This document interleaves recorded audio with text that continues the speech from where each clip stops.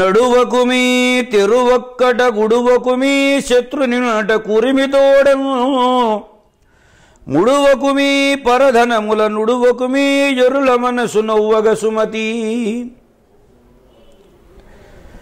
బెద్దన మహాకవి వ్రాసినటువంటి సుమతి శతకంలోని 61వ పద్యం ఇది. ఎప్పుడూ కూడా ఒంటరిగా ప్రయాణం చేయొద్దన్నాడు. మార్గంలో జంటగా ఇంకా 2-3 తోడు తీసుకొనే ప్రయాణం చేయాలి. అలాగని ఎంత స్నేహంగా ఉన్నాడనుకున్నా శత్రువు ఇంటిలో భోజనం చేయకూడదు. దీనికే భారతంలో శ్రీకృష్ణస్వామి రాయబారానికి వెళ్ళినప్పుడు అతిథి మర్యాదలు చేయాలని దుర్యోధనుడు బయలుదేరి వచ్చాడు.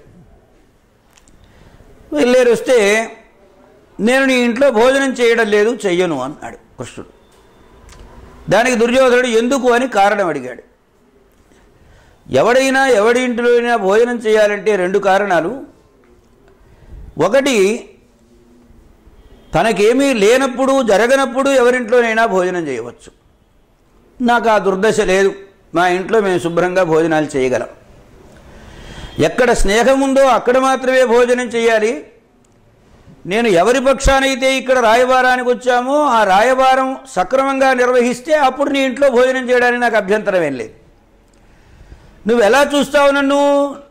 నీ శత్రువైనటువంటి ధర్మరాజుకు బాసటగా వచ్చినవాడు కాబట్టి శత్రువురాగానే చూస్తావు, శత్రువు ఇంట భోజనం చేయకూడదు అని చూస్తాడు.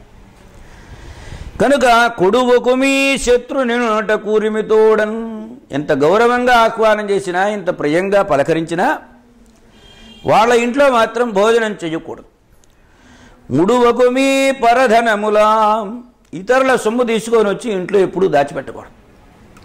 ఇతరుల సొమ్మును ఆశించడమే మహాదోషం. నుడువకుమీ జరుల మనసు నవ్వగ సుమతి, ఎప్పుడూ కూడా ఇతరుల మనస్సు నొచ్చుకునేటట్లుగా మాత్రం ఎప్పుడూ మాట్లాడకూడదు. ఓ బుద్ధిశాలి, ఈ విషయాలను గుర్తుంచుకోమన్నారు.